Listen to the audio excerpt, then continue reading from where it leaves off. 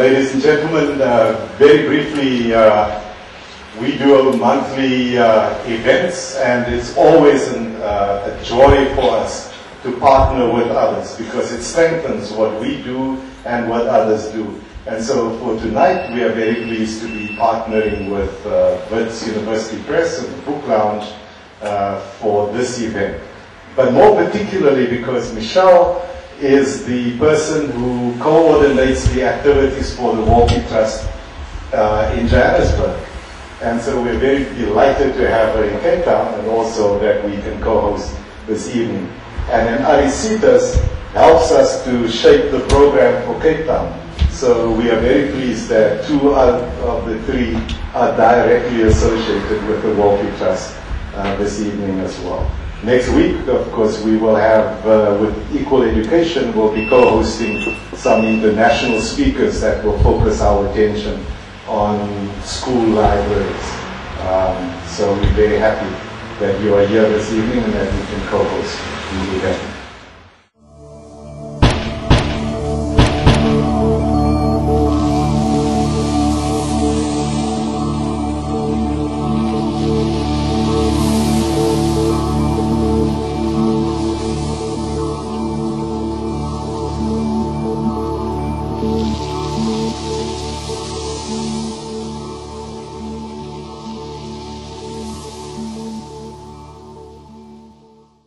Good evening. I just have a couple of announcements.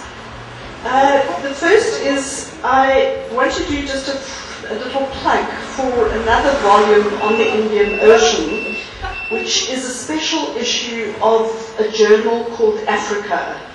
And I've been asked to do this plug because this journal, Africa, is associated with a very venerable institution called the International Africa Institute, which is based in the UK.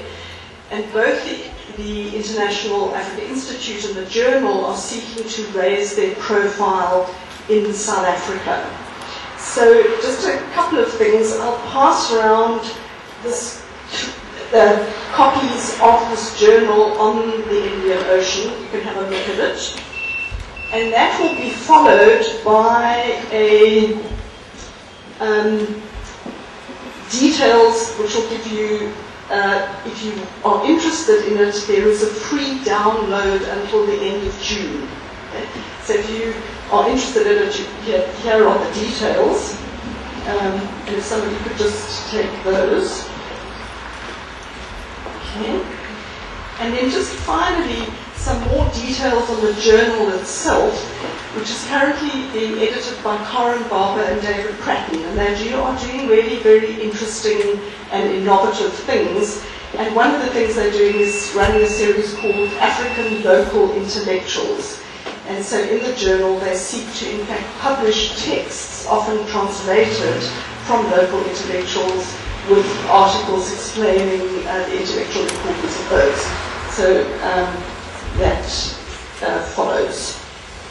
And then just really a very warm word of thanks to the Book Lounge, to the Harold Wolpe Trust, and also to Wits University Press. And I say I found it an absolute pleasure working with Wits University Press. It's been, in my experiences of academic publishing, really outstanding. Thank you. So, can we start? Yeah.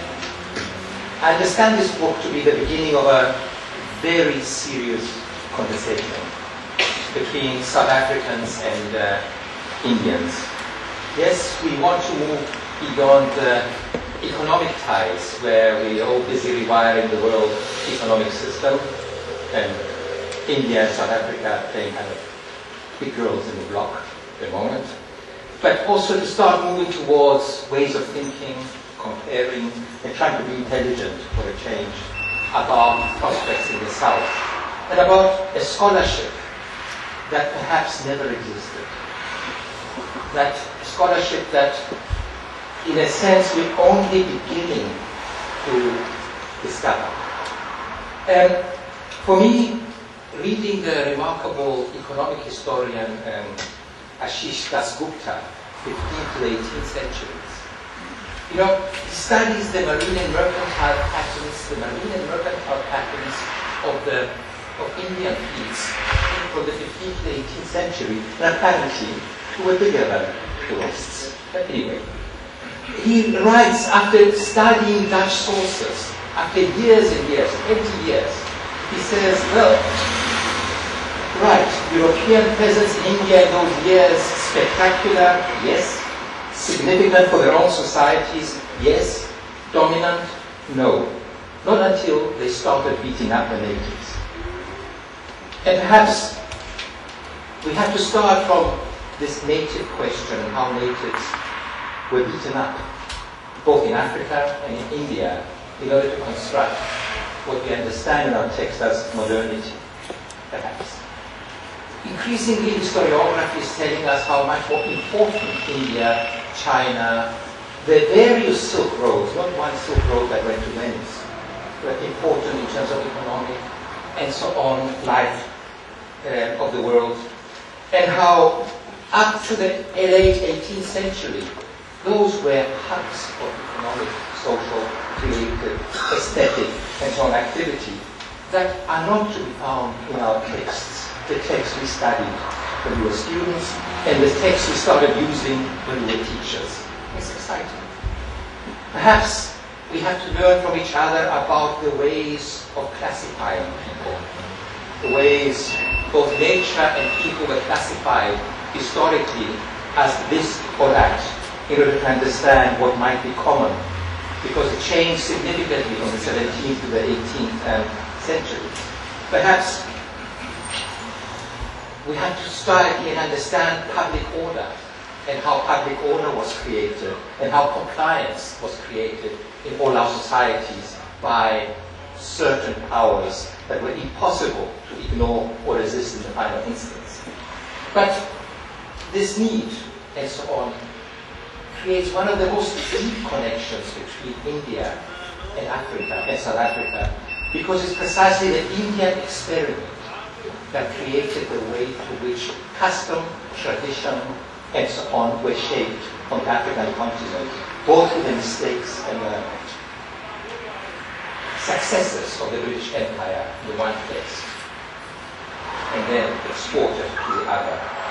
So there are a lot to learn about this, but the Lugarian scheme has its precise experimental ground and its lessons in the India of the 1760s to the 1850s, where the final penal code was established in India, and the tribes were classified, and the castes were reorganized, and criminal castes were created, and so on and so forth, and forms of assimilation were tried and failed. And therefore comes our friend Lugard, who keeps on haunting us.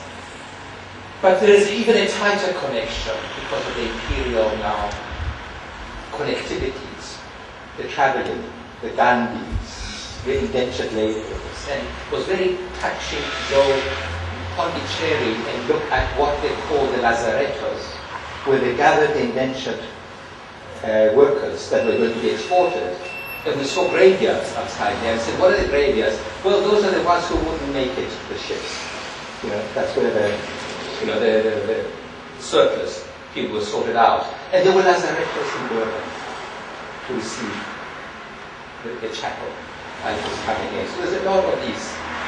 And therefore, I feel that you attempt to look at both the historical